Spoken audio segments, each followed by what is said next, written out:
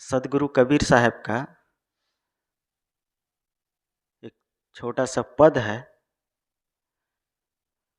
अब कहु राम नाम अविनाशी, हरि छोड़ जीरा कतहु न जासी।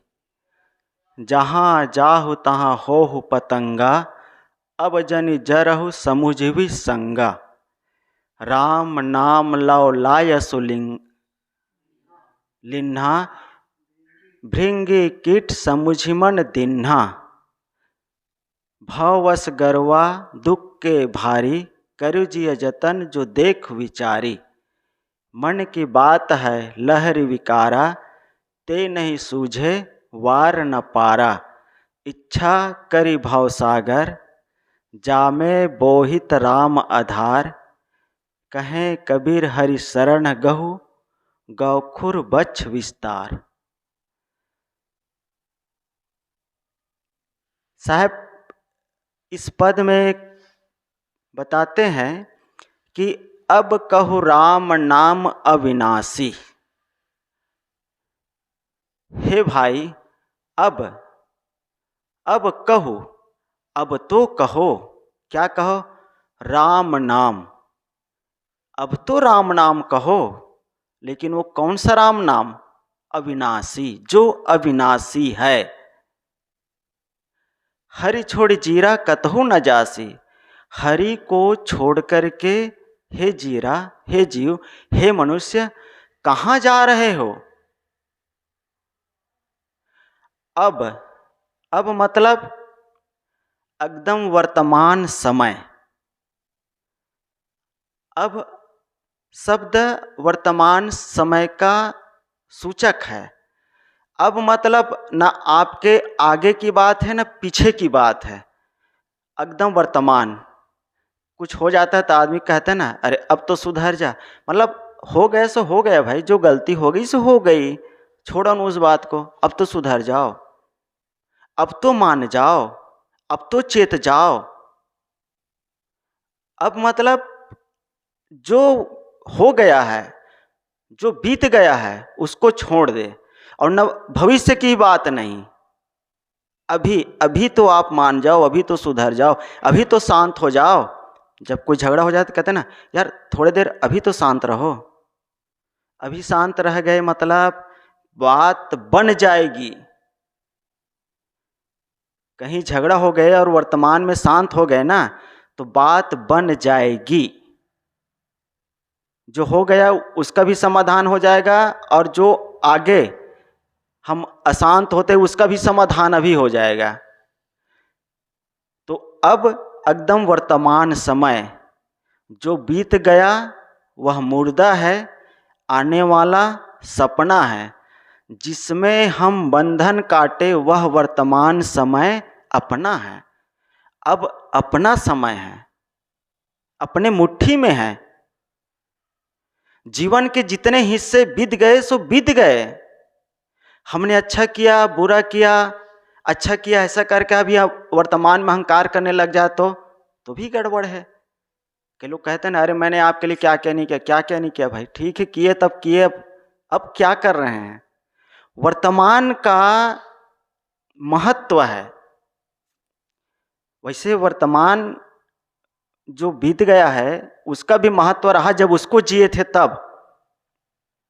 अच्छा बुरा जो भी रहा उसका उस समय था। लेकिन वर्तमान में अब जीवन का जितना हिस्सा बीत गया सो बीत गया। जो बीत गया सो मुर्दा है, वो मुर्दा हो गया। अब क्या है? अब चेतने का समय है, सुधरने का समय, अब भी जागने का समय है। अभी भी पानी सर के ऊपर से नहीं गया है। हम जिस अवस्था पर भी है, जवान है, अधेड़ है या बूढ़ा है, लेकिन हमारा अगर सोचने समझने की शक्ति, व्यवहार और परमार्थ को समझने की शक्ति हमारे पास है, अभी बुद्धि है, हमारा जो मन है वो साथ दे रहा है, तो हम जिस स्तर पर हैं वहीं पर हम अपने हित का काम कर सकते हैं। हित का काम मतलब शांति का काम कर सकते हैं। ये नहीं कि अरे मैं तो अभी तो जवान हूं, अभी क्या है, तो भूल में है। हम तो अभी बूढ़े हो गए हैं, अब क्या होगा, वो भी एक भूल है।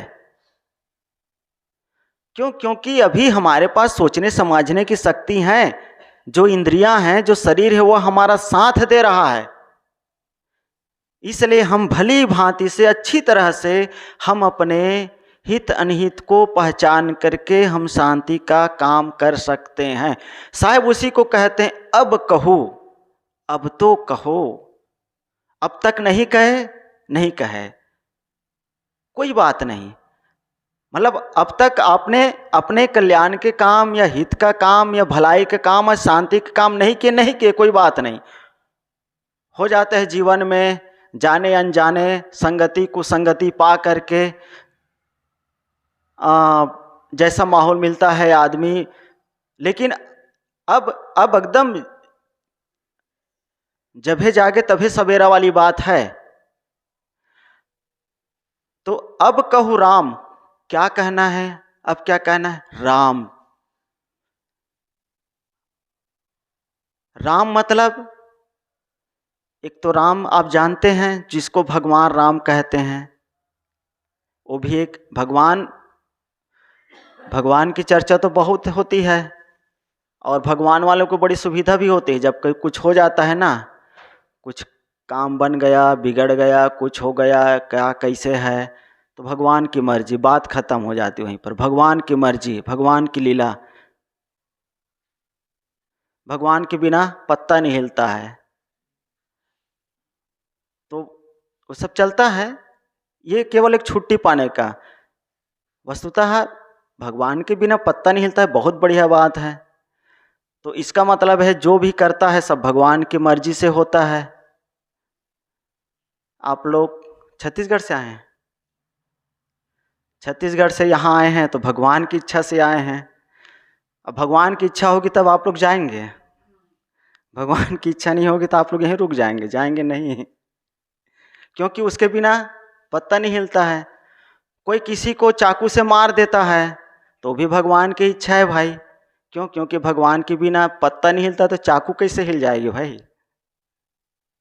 ये मतलब विवेक करने वाली बात है। मैंने ये बात इसलिए कहा कि राम मतलब एक भगवान मानते हैं, तो लोग सोचते हैं कि भगवान की इच्छा से सब होता है, उन्हीं की इच्छा से होता है। यहाँ पर जो कबीर साहब का जो राम है वो भगवान, वो राम भगवान बाहर वाली राम नहीं है। कबीर साहब का राम सबके घट में जो विराजमान है, जो सबके घट से बोलता है, सुनता है, देखता है, खाता है, पीता है, अनुभव करता है, जिसके वजह से, जिसकी उपस्थिति रहने से ये शरीर चमक रहा है। जीव रूप एक अंतर्वासा, अंतर ज्योति किन्ह प्रकाशा। जीव रूप एक अंतर्वासा, जीव रूपी ज्योति ये शरीर के अंदर है। अंतर ज्योति किन्ह प्रकाशा, उसी ज्योति के कारण ये शरीर प्रकाशित हो रहा है। उसी जीव के कारण ये शरीर प्रकाशित हो रहा है, चमक रहा है, दमक रहा है। और उसी की वजह से मैं सुंदर हूं कहते हैं, ये मेरे बाप है कहते हैं, पिता है, गुरु है, शिष्य। और वो कहीं निकल गया तो न कोई किसी के बाप है, न कोई किसी के माँ है, न कोई किसी के पुत्र है, न कोई किसी के गुरु है, न चेला है, न कोई है। सारे रिश्ते खत्म। अब क्या हो गया भैया? अब मिट्टी हो गई। अब ये शरीर मिट्टी हो गया। जिसको हम कहते थे ये मेरा है, ये मेरा है, वो एकदम से उस जीव के निकल जाने से, एक चीज के निकल जाने से वो सारे रिश्ते नाते खत्म हो जाता है। वो क्या है? वो जीव, उसी को आत्मा कहते हैं, उसी को कोई परमात्मा कहते हैं, उसी को कोई कुछ कहते हैं। सब अपने अपने अल्लाह वाले लोग घट घट में अल्लाह कहते हैं। मतलब सब जगह अल्लाह है कहते हैं, सब अल्लाह के नूर है कहते हैं। अव्वल अल्लाह नूर धराया कुदरत के सब बंदे, नानक साहब ने गाया है। उस जीव की वजह से, उस आत्मा की वजह से ये शरीर चमक रहा है, इतना सुंदर लग रहा है, उसी वजह से ये चल रहा है, बोल रहा है, खा रहा है, उसी की वजह से अहंकार करते हैं। साहब उसी राम की चर्चा कर रहा है, न कि बाहर से कोई राम कि आप प्रार्थना करिए, उसको पूजिए, उसको मानिए। मानते हैं अलग बात है, मानिए, मन की शुद्धता पवित्रता के लिए, वो आपकी मर्जी। बाकी उससे कहीं ऐसा नहीं होगा कि बाहर से कोई राम आएगा और हमें अपने शरण में ले लेगा या हमें दुखों से मुक्त कर देंगे। ऐसा न राम आने वाले हैं, न कृष्ण आने वाले हैं, न अल्लाह गाड खुदा, कहीं नहीं। कबीर साहब का राम सबके अंतरात्मा है, घट घट में वही साईं बसत है, कटुक वचन मत बोल रे। वो घट घट में बसने वाला है भैया, जो बसा हुआ है, जो बोल रहा है। लेकिन उस राम की हमें परख नहीं है, उस राम की हमें परख नहीं है, और उस राम को हम ठगते हैं, लूटते हैं, धोखा देते हैं, उससे छल करते हैं, कपट करते हैं, झूठ बोलते हैं। आदमी किससे झूठ बोलता है? आदमी से तो झूठ बोलता है।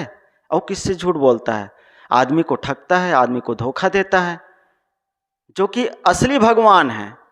लेकिन असली भगवान ये लगता नहीं है, ये नहीं लगता है असली भगवान। और बाहर से कहीं भगवान मानते हैं, कल्पना करते हैं, जाना कहीं चाहते हैं जा सकते हैं, हाँ, आराम करना चाहे तो, या कहीं बात करना हो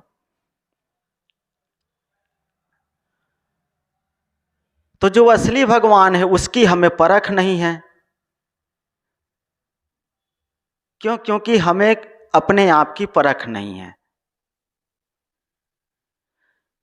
हालांकि आत्मा के लिए भी काफ़ी डिस्कस होते हैं। कोई कहते हैं जैसे भगवान है नहीं है, वैसे कई लोग कहते हैं भगवान है कि नहीं है, कुछ लोग कहते हैं, कुछ लोग कहते नहीं है, कुछ लोग कहते हैं है तो कहाँ है, कैसे हैं। आत्मा के लिए भी वही होती है, कई लोग कहते हैं आत्मा है, कई लोग नहीं है। आत्मा है नहीं है अलग बात है, आप है कि नहीं है खास चीज़ है। कि आप अपने को कहीं छोड़ करके कहीं आते हैं जाते हैं, क्या है आप? तो आप तो खुद है ना, खुद को तो नकार नहीं सकते हैं हम जहाँ जाते हैं हम ही तो होते हैं, और कौन होते हैं?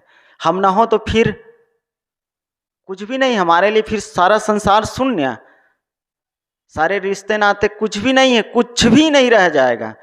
चाहे जितना बड़ा मालिक हो, आदमी प्रॉपर्टी वाला हो, उसके निकल जाने से उसका क्या रह जाता है? कुछ भी नहीं रह जाता है। आंख बंद तो दुनिया उसके लिए मिट गई। तो कुछ लोग कहते हैं भगवान है नहीं है, कुछ लोग कहते हैं है तो कहाँ है, कुछ लोग आत्मा के लिए भी कहते हैं आत्मा है नहीं है तो दिखाओ। दिखाओ क्या भाई, वो तो खुद बोल रहे हैं। और ये फिलॉसफी में, दार्शनिक में एक ह्यूम नाम के दार्शनिक हुए हैं, उसने कहा है कि लोग आत्मा आत्मा कहते हैं, आत्मा को मैंने झांक झांक के देखा, हर जगह खोजा, लेकिन मुझे कहीं आत्मा नहीं मिली। तो जो और अन्य दार्शनिक थे जिस सभा में डिस्कस हो रही थी, उसने कहा अरे भाई आप कहते हैं कि मैंने बहुत झांक झांक के देखा, खोजा, दूरबीन लेकर के देखा, दिखा नहीं। अच्छा देखने वाला कौन था? जो झांकने वाला कौन था? जो झांक रहा था, जो खोज रहा था, जो देख रहा था, जो दूरबीन लेकर के देख रहा था, वो कौन था? भैया वही तो आत्मा थी, वही तो आप हैं। दर्शनों में तो ऐसे भारी झगड़ा लड़ाई और वो चलता है, मतलब डिस्कस चलते हैं, उस अभी नहीं छेड़ेंगे वो चर्चा। तो कुछ लोग कहते हैं आत्मा है नहीं है तो कैसे है? इसको कहते हैं अज्ञेयवाद। अज्ञेय मतलब है भी नहीं भी, मालूम नहीं है कि नहीं है, अज्ञेयवाद कहते हैं। ये कह रहा था कि साहब कहते हैं अब कहु राम नाम अविनाशी।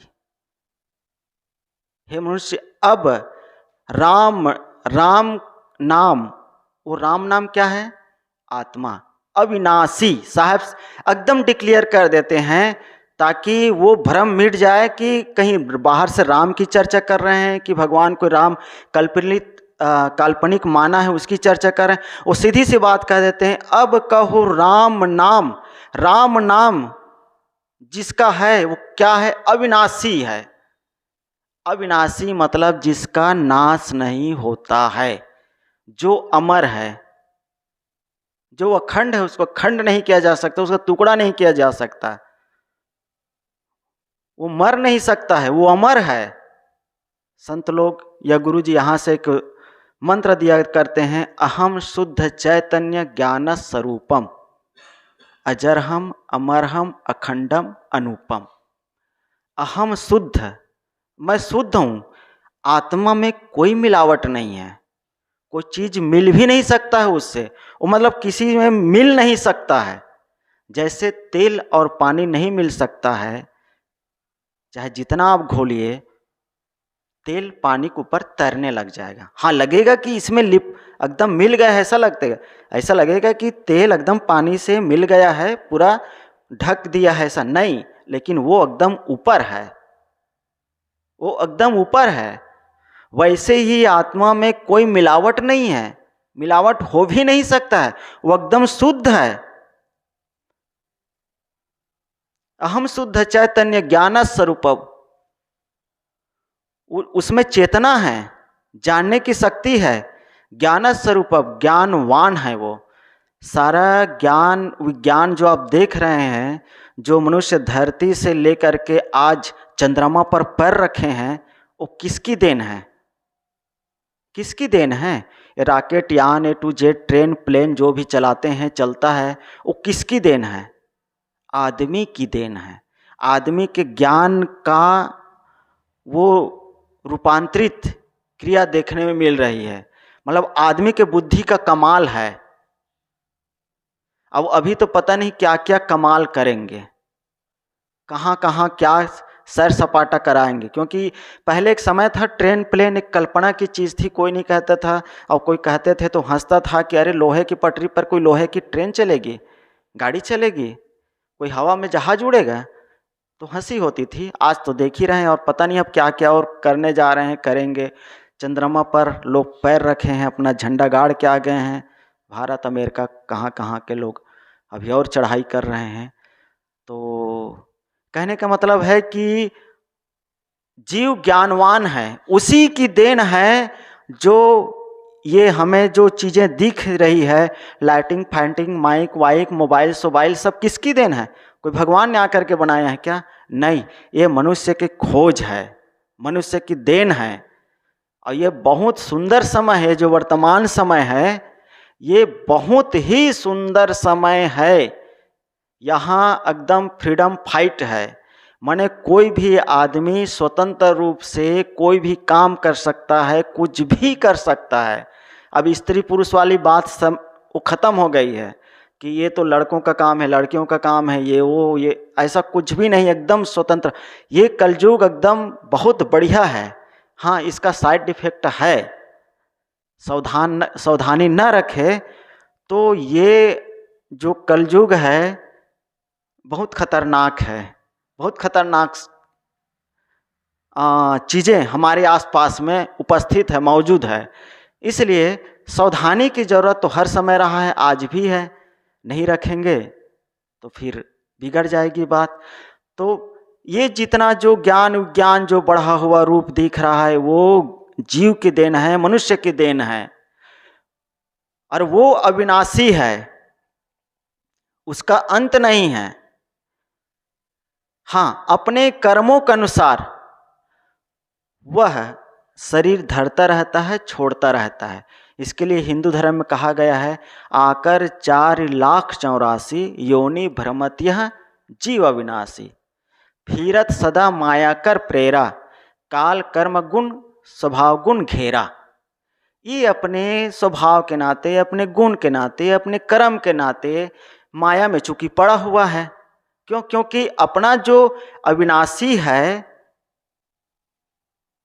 जो खुद अजर है, अमर है, उसको नहीं जानता है। इसका मतलब है कोई कह रहा हूं या कोई लिखता है तो जान गए, ऐसी बात नहीं।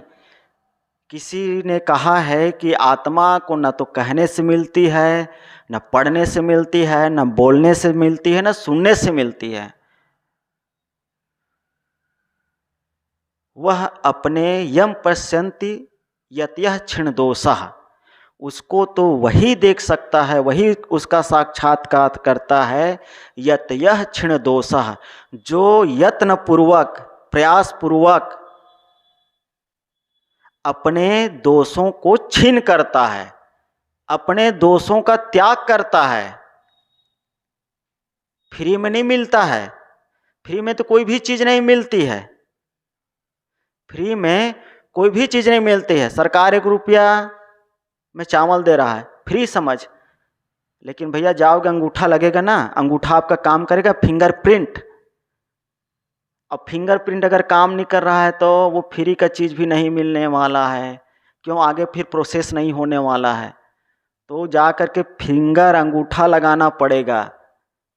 पढ़े लिखे हैं तो भी अंगूठा लगाना पड़ेगा, वो काम करना चाहिए, तब वो जा कर के मिलेगी। मतलब कहने की मतलब है कि बाहर की भौतिक चीज़ें फ्री में नहीं मिलती है, तो जो इतनी बड़ी जो चीज़ें हैं, जो हम दुर्गुण दोषों से पड़े हुए हैं, गंदगी से लदे हुए हैं, राग द्वेष मोह माया में पड़े हुए हैं, रात दिन उसी पर रच रहे हैं, पच रहे हैं, अशांत जीवन टेंशन में जी रहे हैं, और हम सोचते हैं कि आत्मा जैसे परमात्मा का दर्शन हो जाए, साक्षात्कार हो जाए। कैसे हो जाएगा?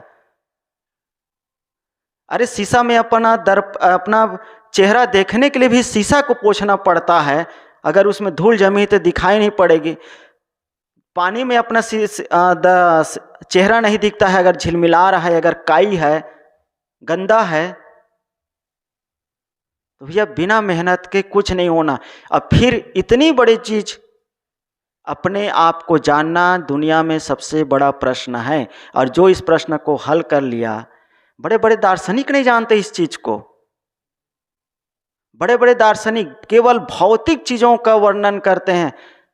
बहुत पहले सुकरात हुए हैं, बहुत पहले सुकरात हुए हैं, सुकरात नाम के दार्शनिक, जो पश्चात देश में हुए, विदेश में हुए हैं, बहुत दूर हुए भारत से। वो आदमी आवाज उठाया था, लोगों से पूछता था, तुम कौन हो, तुम कौन हो? जैसे कबीर साहब पूछा करते हैं, अपने को जानो, मैं कौन हूं उसको जानो।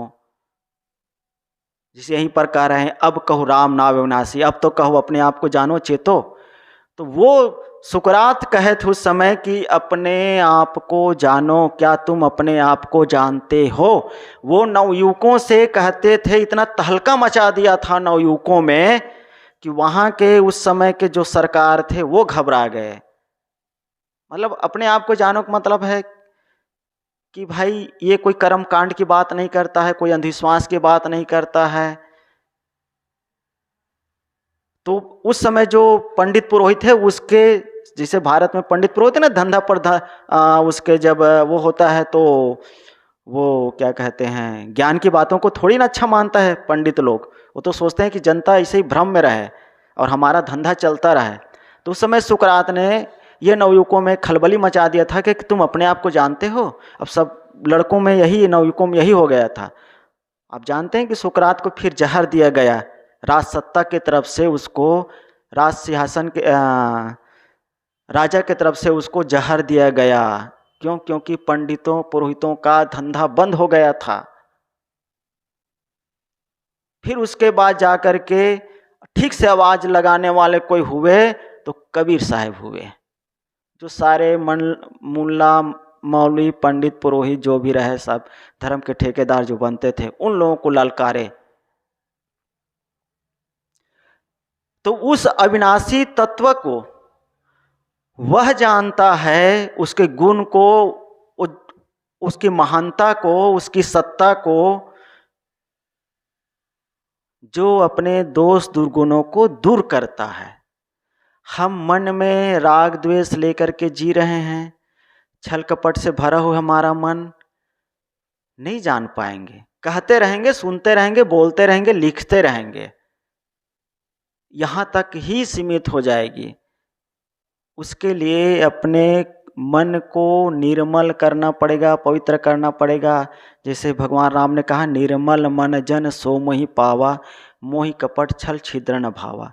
मुझे तो वही कहते हैं, मतलब वो अपने को रख करके, गुरु के जगह पर रख करके अपने शिष्य को समझा रहे हैं। शिष्य सबरी के लिए बात आई है कि हे सबरी, मुझे तो वही पाते हैं जिसका निर्मल मन जन, जिसका मन निर्मल है वही मुझे पाते हैं। छल कपट वाले मुझे अच्छा नहीं लगते हैं।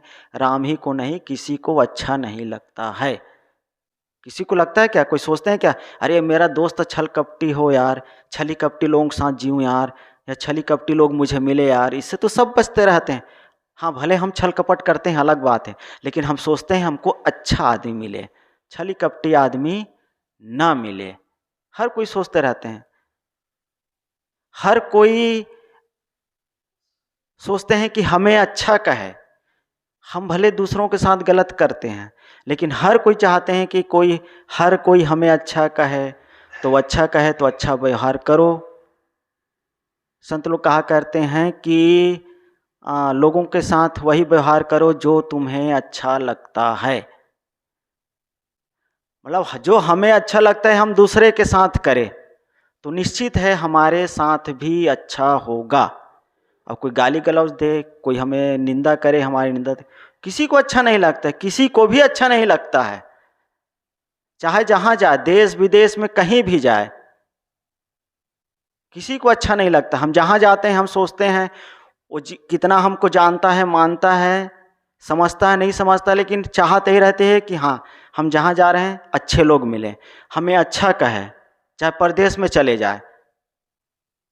और कोई हमसे गलत हो जाए तो भी यही आशा रखते हैं कि लोग हमें समझाए या हमें क्षमा कर दे, उसके बदला प्रेम मिले।